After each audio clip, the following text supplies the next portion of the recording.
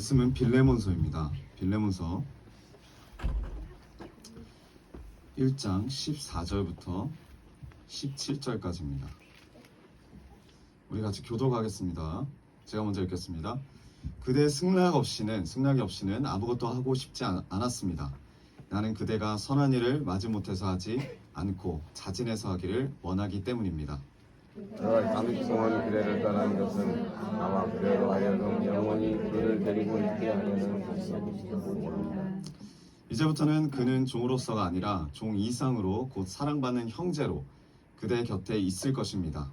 특히 그가 나에게 그러하다면 그대에게는 육신으로나 주님 안에서나 더욱 그러하지 않겠습니까? 그러므로 그대가 나를 동료로 생각하면 나를 그를 맞아주십시오. 아멘. 오늘 말씀의 제목은 하나님의 뜻대로 용서합시다입니다. 하나님의 뜻대로 용서합시다. 우리 분들과 인사합시다. 하나님의 뜻대로 용서합시다. 네, 아멘. 제가 항상 보면은 용서를 하는 사람이 있고 용서를 받는 사람이 있습니다. 여러분도 한번 마음 가운데 손을 얹어 보시고 나는 용서를 하는 자인가? 나는 용서를 받는 자인가? 한번 생각해 보십시오. 뭡니까? 마음에 손을 얹고 있는 자매님, 하는 자예요? 받는 자예요? 반반 있는데요. 반반. 아, 네. 네, 반반 아주 좋죠. 네, 반반이 있어야죠. 하는 자이기도 해야 되고 받는 자이기도 해야 돼요. 이 두 가지가 되게 중요합니다. 근데 제가 우리 초등부와 이제 중등부 친구들을 보니 네, 용서를 하기만 하는 사람이 있고 그리고 용서를 받기만 하는 사람이 있어요. 용서를 하기만 하는 사람은 어떤 사람이냐? 그것도 좋은 사람이냐? 그렇지도 않아요. 어떻게 하냐면 이렇게 합니다. 그냥 감정이 없어요. 로봇가 하듯이 내가 미안해 이렇게 하고, 용서를 받기만 하는 사람은 어떤 사람이냐면 용서를 애초에 이제 안 하는 사람이죠. 안 하는 사람. 그런 사람은 이렇게 말해요. 내가 한번 용서해 줄게. 근데 내가 지켜보겠어. 이해가 잘 안 돼요? 네. 그리고 여기서 뭐가 또 이렇게 말이 들어가냐면 쟤는 안 하잖아요. 쟤는 용서를 안 하잖아요. 왜 나만 해야 돼요? 그 말은 뭐예요? 나는 받아야 되겠다. 용서를. 먼저 용서를 해라. 무릎을 꿇어라. 이게 우리 새 친구가 돌아가면서 다 있어요. 근데 중요한 거는 용서를 해야 되고 또 용서를 받아야 된다. 우리 모두가 이미 하나님께 용서를 받은 자입니다. 믿으십니까? 네, 오늘 말씀을 통해서 먼저 우리는 용서를 받은 자로서 제대로 용서를 나누고 있는 삶을 살고 있는지를 우리가 한번 살펴보기 원해요. 그리고 또한 하나님이 원하시는 용서가 뭘까? 진짜 용서. 내가 용서를 한다고 이렇게 살지만, 용서를 하고 있지만 진짜 하나님이 원하시는 용서가 뭘까? 한번 돌아봤으면 좋겠습니다. 이 빌레몬서를 통해서. 그 초등부 친구들이 아까부터 계속 와서 물어보더라고요. 오늘 본문이 어디냐고. 제가 말을 하면 읽을 모양이었는지 모르겠지만, 네, 아무튼 이 빌레몬서의 주인공은 당연히 누굴까요? 빌레몬입니다. 뭐라고 했죠? 네, 빌레몬이에요. 이 빌레몬은 빌레몬서는 바울이 빌레몬에게 쓴 편지입니다. 편지예요. 그것도 한 장밖에 안 되는 편지예요. 이 빌레몬이라는 사람은 초대 기독교에 너무나 큰 공헌을 한 사람이에요. 자세하게 기록되어 있지 않지만 큰 공헌을 한 사람입니다. 그는 바울의 선교 여행 중에 바울의 말씀을 들어요. 그리고 삶이 바뀌어요. 이 말씀 가운데 은혜를 받고 회심합니다. 그래서 골로새 교회라고, 그 골로새 교회의 감독으로 섬기게 됩니다. 그렇게 최선을 다해서 삶을 바치면서 섬기는 가운데 이 사람이 네로 황제의 박해 때 순교당해요. 네, 순교를 당합니다. 어쨌든 이 로마 감옥에 있던 바울이 빌레몬에게 편지를 쓰는데 이 편지의 내용, 한 장밖에 안 되는 편지의 내용은 하나예요. 이 편지를 전달하는 사람이 있습니다. 바울이 이제 빌레몬에게 빌레몬서를 전하는데 이 편지를 전달하는 사람의 이름이 오늘 본문에 나오듯이 오네시모라는 사람입니다. 이 오네시모라는 사람을 위해서 지극히 개인적인 부탁을 하는 내용이 빌레몬서예요.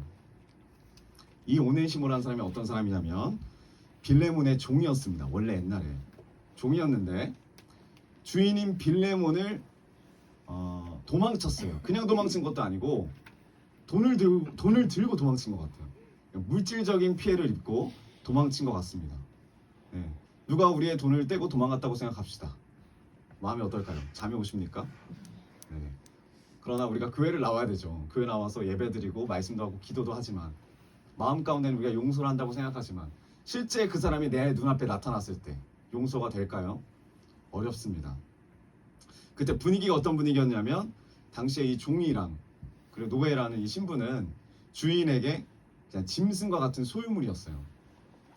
그래서 주인한테 큰 해를 끼치면 그 주인은 종을 죽일 수 있었어요. 아무도 뭐라고 하지 않아요. 그런 사회 분위기였습니다. 빌레몬에게 이 오네시모가 돌아온다는 것은 이 오네시모는 죽음을 각오하고 돌아오는 거예요. 뭐만 믿고? 바울이 쓴 편지만 믿고. 그러나 바울은 빌레몬에게 이 빌레몬서를 통해서 뭐라고 하냐면 오네시모를 용서해달라고 부탁을 합니다.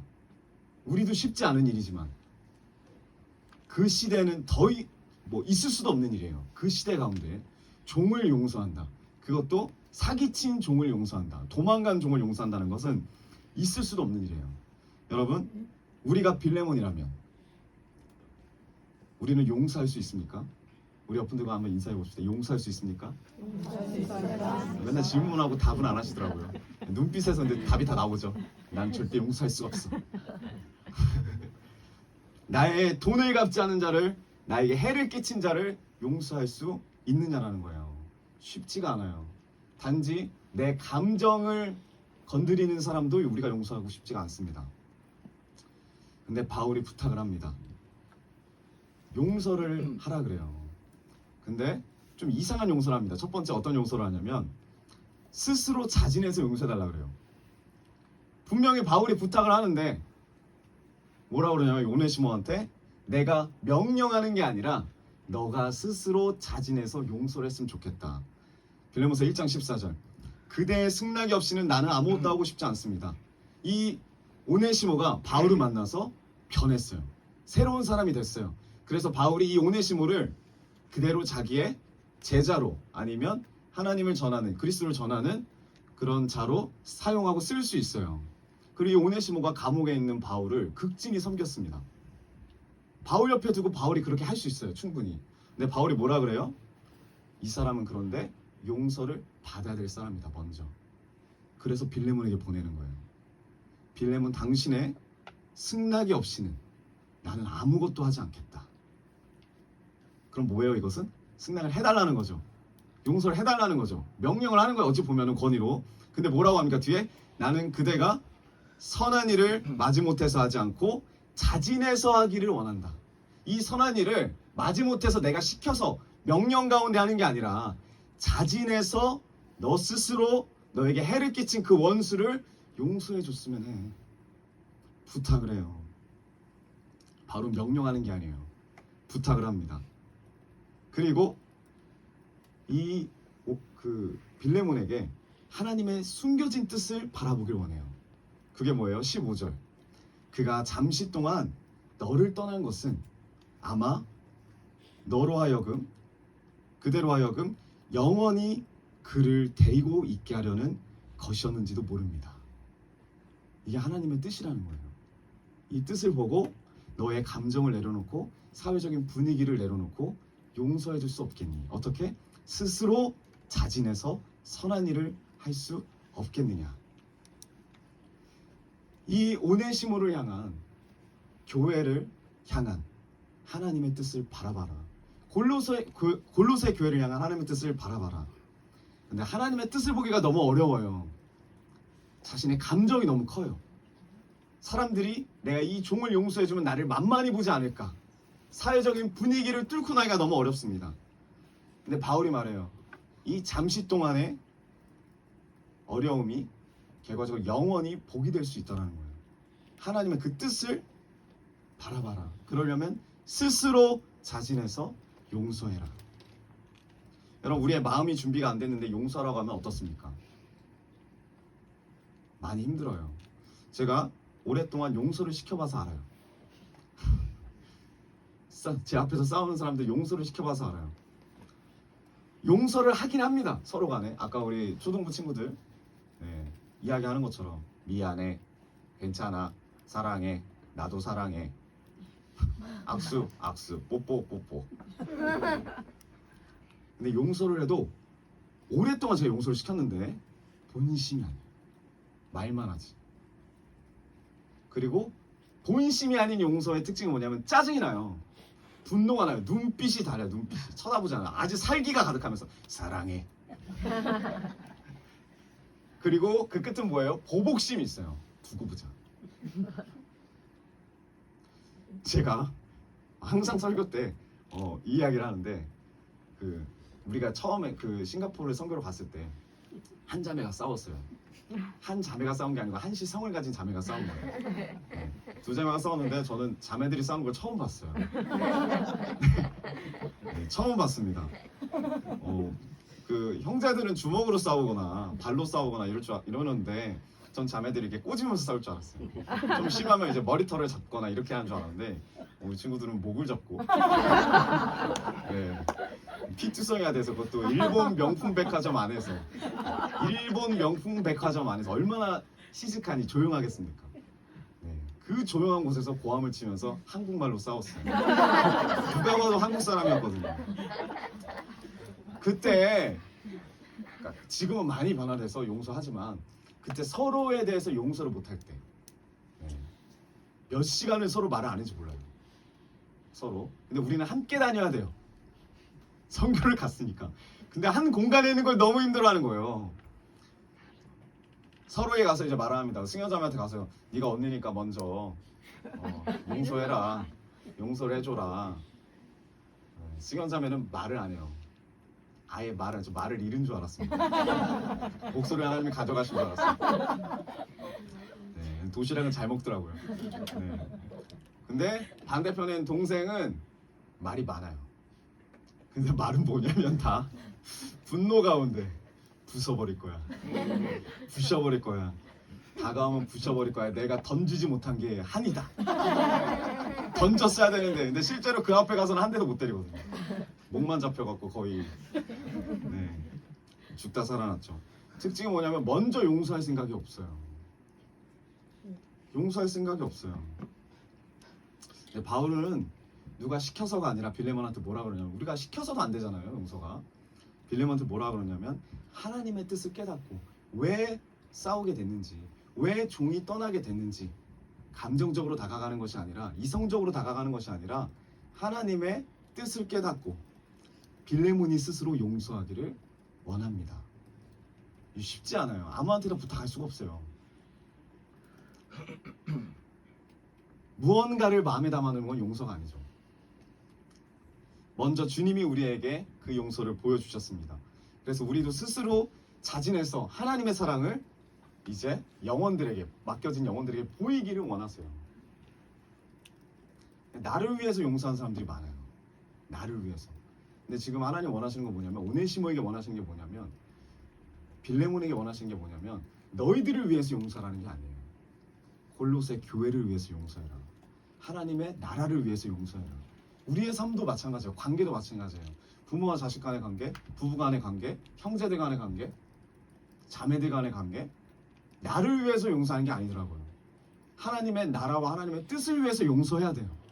안 그러면 지옥으로 살아요. 그 안에서 마귀의 종놀이하면서 종살이하면서 하나님의 나라와 교회를 위해서 용서해야 될 줄 믿습니다.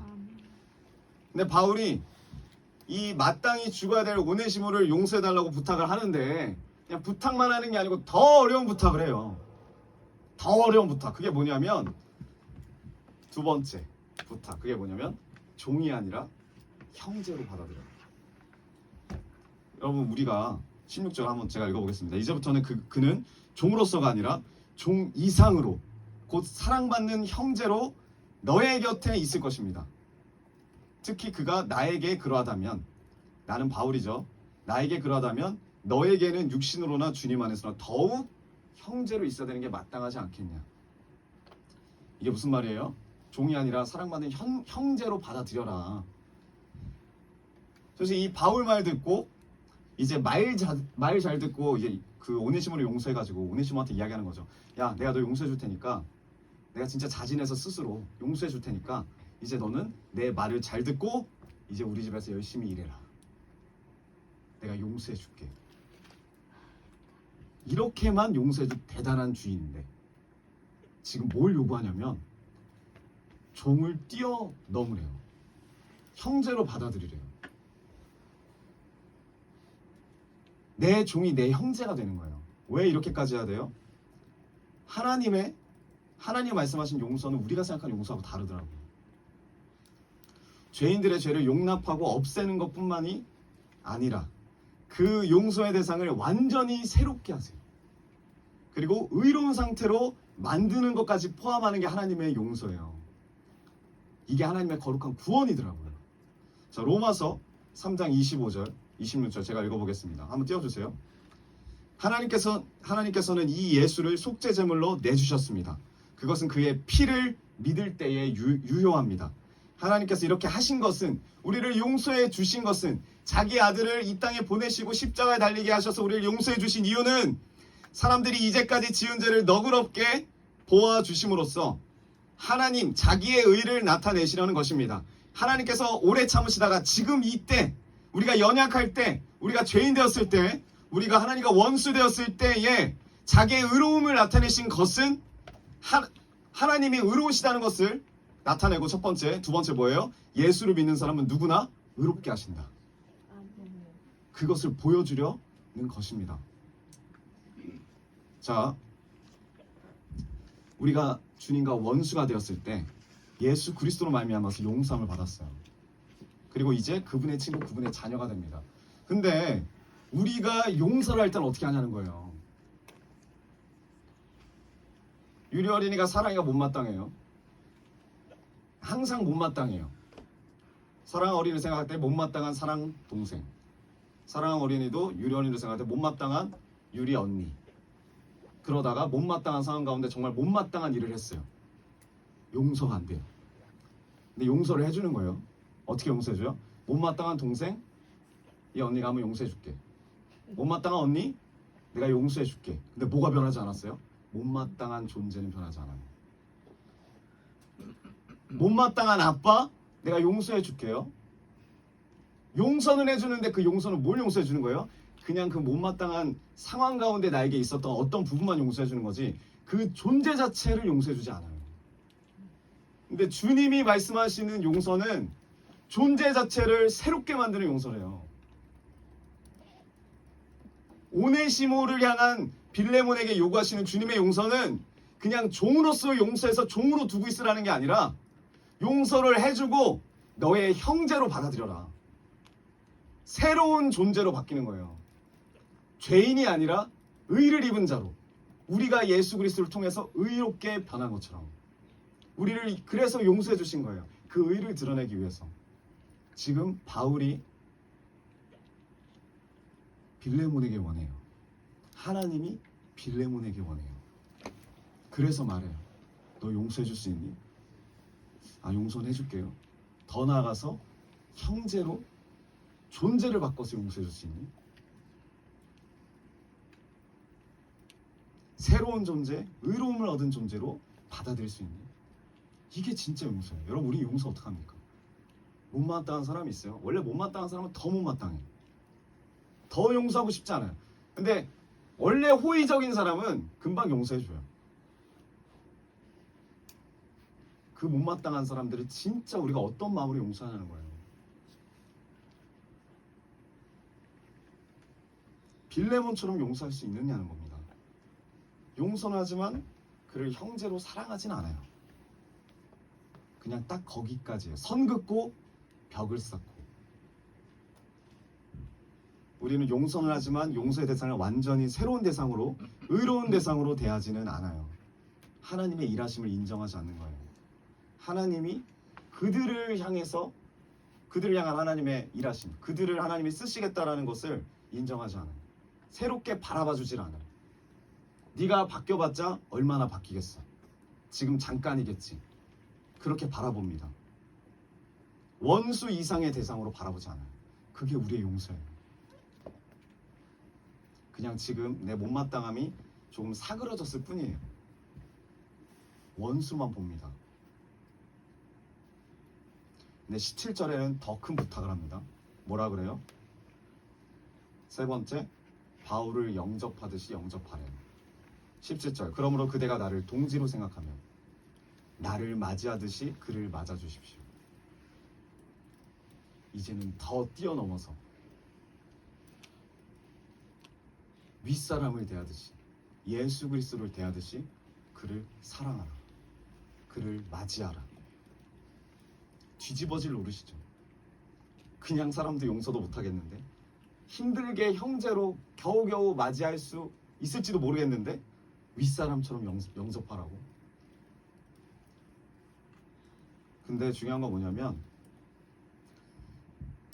이 편지를 받는 빌레몬의 입장, 감정적으로나 시대적으로나 이해할 수도 없고 하고 싶지도 않을 수 있어요.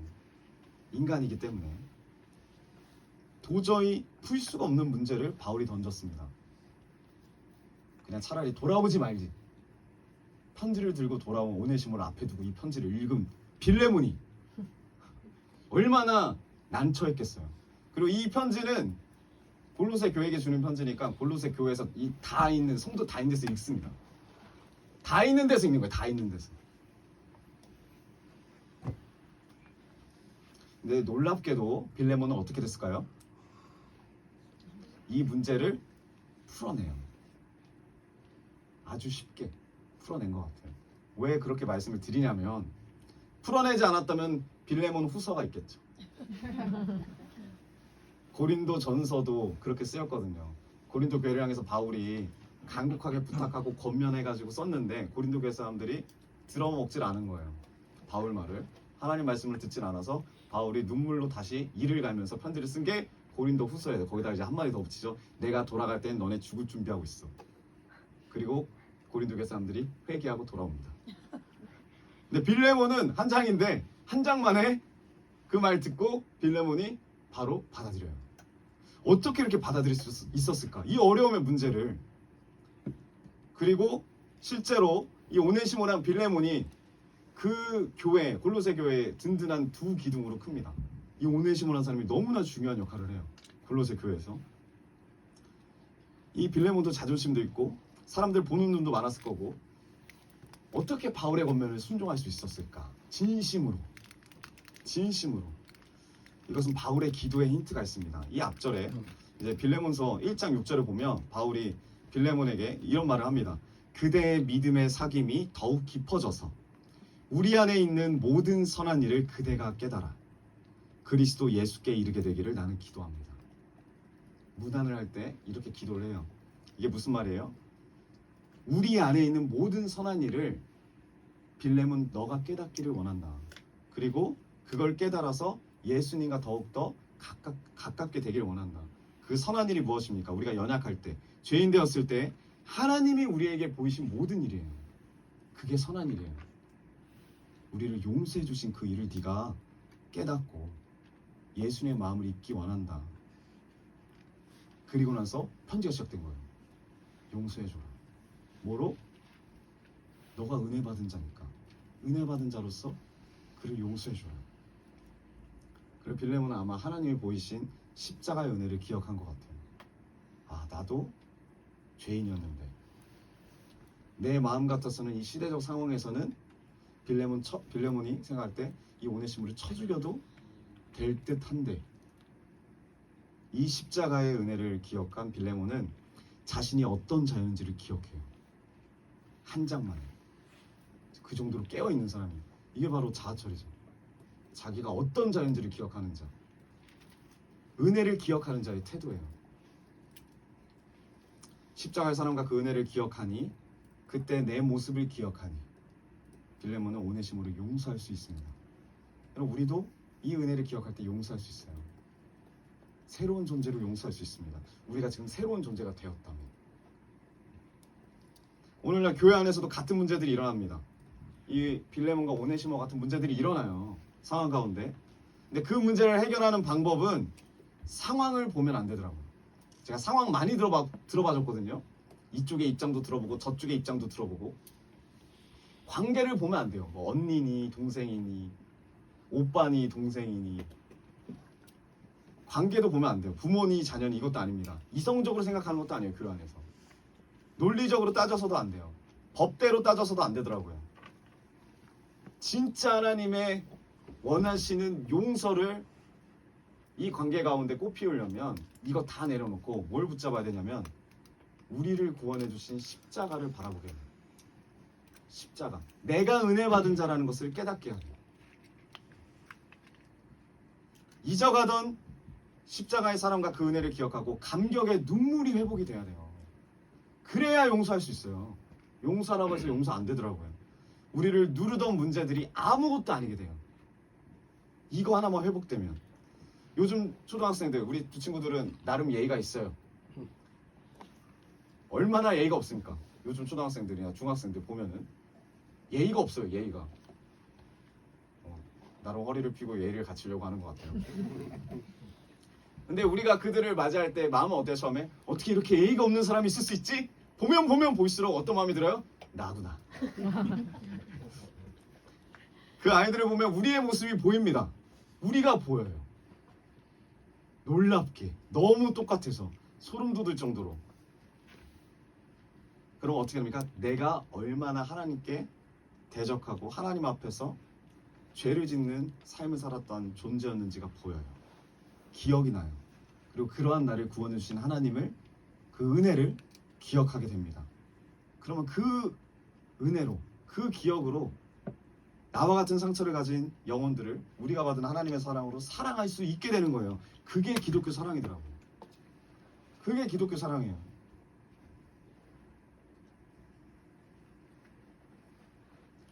오늘날 우리와 빌레몬이 사는 시대와 장소는 달라요.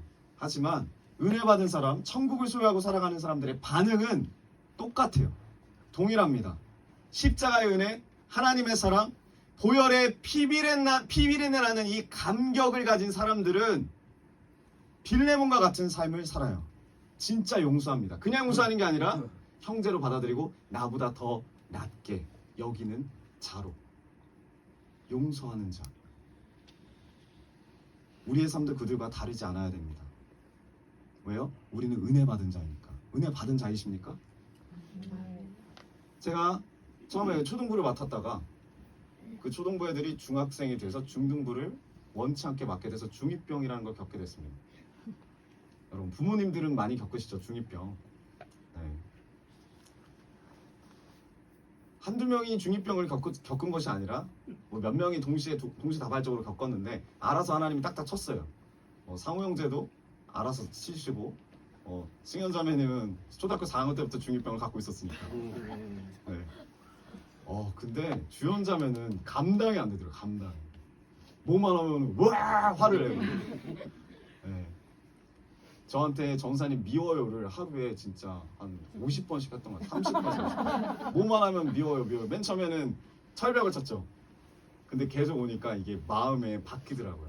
아 나는 미움을 내가 뭐 그렇게 잘못했나? 미움을 받을 존재인가? 너무너무 힘들었어요. 그때 돌아보면 용서가 안 돼요. 용서가. 집에 가고 생각이 나요.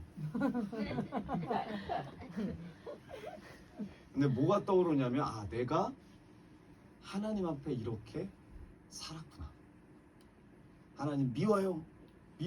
나는 100번도 했겠구나. 내가 부모님께 이렇게 살았구나. 짜증내고 내 생각과 내 마음으로 그냥 표현하고 상처 주고.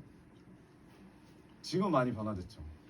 지금은 하나님의 사랑으로, 은혜로 내가 보이니까 그 사람으로 견뎌지더라고. 그 사람으로 사랑하게 되더라고.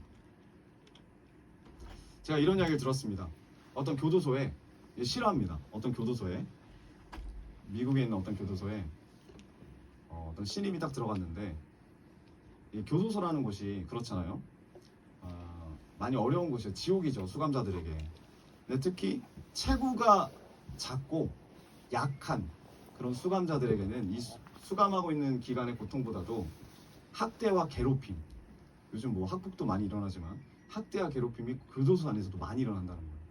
그래서 이 약한 자들, 우린 다 약한 자들이잖아요. 약한 자들이 교도소 들어가면은 지켜야 될 예의 범절이 있습니다.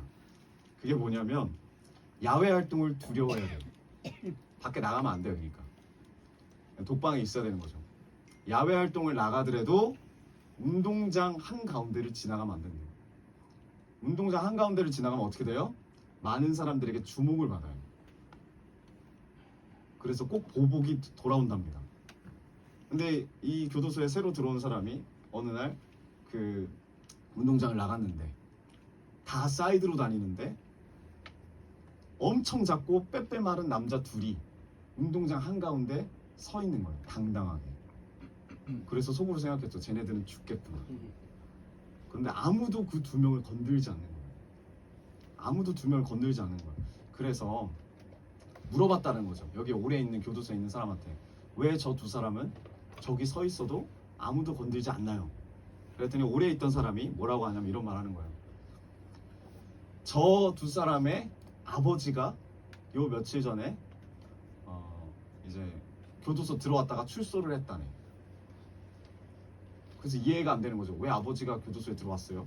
물어보니까 이 두 아들이 교도소를 가서 좀 오래 있게 됐는데 죄를 지어서 근데 이 아버지가 생각할 때 이 두 아들이 가면은 분명히 해코지를 당할 것 같다는 거. 너무 유약하니까.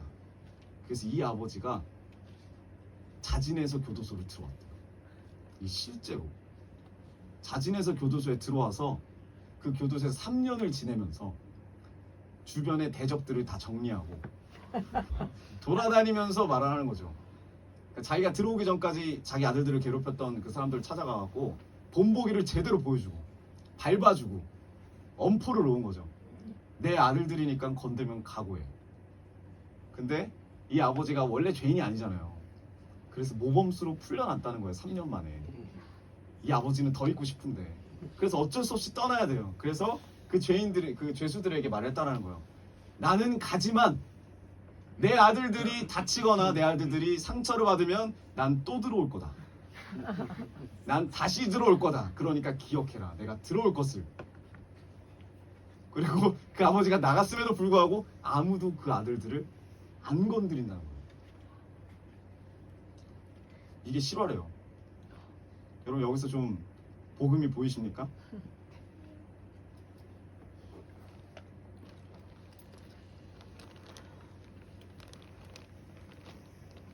이 두 아들들을 위해서 교도소에 들어온 이 아버지를 통해서 하나님 아버지가 보여요. 세상 공중 권세 잡은 자에게 이들은 내 아들이고 내 딸이다. 내가 곧 오겠다. 계시록 22장 20절에 이런 말이 있습니다. 내가 진실로 속히 오리라 하시거늘 아멘 주 예수여 오시옵소서. 이 아들들은 그 위험에 그대로 노출돼 있어요. 하지만 아버지를 믿고 거기에 있는 거예요. 그 하나님 아버지 덕분에 우리가 이 거룩한 땅에서 넉넉히 살고 있다는 것을 여러분 기억하십시오. 근데 사단은 계속 잊게 해요. 우리 아버지가 누군지. 사단은 우리가 은혜 받은 자라는 것을 잊게 해요. 잊어버리게 합니다. 모든 문제는 은혜에 달려있더라고요. 은혜. 십자가의 은혜를 꼭 붙잡기를 원해요. 우리 옆분들과 인사합시다. 십자가의 은혜를 붙잡기 원합니다. 그럼 믿음이 없이도 교회를 잘 다닐 수 있습니다. 은혜가 없이도 교회는 충분히 부흥될 수 있어요. 실제 그런 교회도 많고. 근데 아무 의미가 없어요. 그런 교회들은 그 은혜가 우리 안에 흘러 넘쳐야 돼요. 그 은혜가 우리 안에 넘쳐야 돼요. 교회가 뭐냐면 그 은혜와 간격이 있는 장소가 교회예요. 예배가 뭐냐면 그 은혜와 장소가 은혜와 간격이 있는 그 시간이 예배예요. 그 장소에서 그 예배를 드리는 거예요. 우리가 하나님 앞에 그렇게 삶을 드립니다. 우리의 삶에 온갖 갈등과 문제가 가득한 이유가 뭐냐면 문제가 심각한 것이 아니에요. 은혜를 놓친 거예요. 우리가 용서함 받은 사실을 놓쳐버릴 때 그 문제에 매여요. 우리가 우리를 지켜주시는 아버지가 있다는 사실을 놓쳐버릴 때 우리가 이 문제에 매여요. 진정한 문제가 상황이 아니에요. 내 눈에서 십자가로 인한 눈물이 마를 때 그게 진짜 큰 문제예요. 진짜 큰 문제는 환경 때문이 아니에요.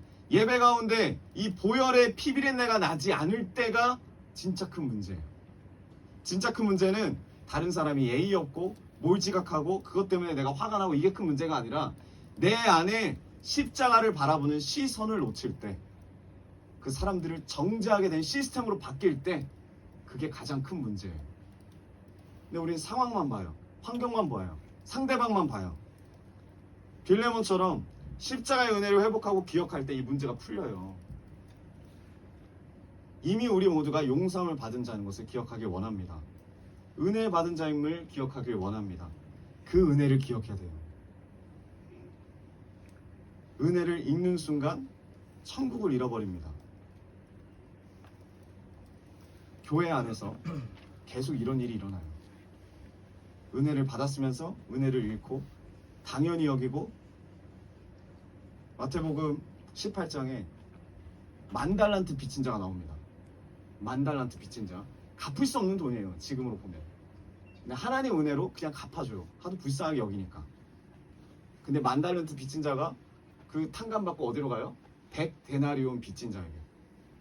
1억 빚진 자가 1,000원 빚진 자에게 찾아가서 멱살을 잡아요. 너 왜 1,000원 안 갚아? 너 왜 1,000원 안 갚아? 이게 우리의 모습이에요. 이게 한국교회의 모습이에요. 지금 우리가 붙잡아야 될 건 뭐예요? 상황이라는 어떤 멱살이 아니에요. 이 문제에 막 멱살 잡고, 이 문제, 이 나쁜 문제, 이거 누군가의 멱살이 아니에요. 상대방 때문에 상처받았다고 그 사람 상처 멱살 붙잡고, 이게 아니에요. 우리는 이미 10,000달란트를 빚진 자예요.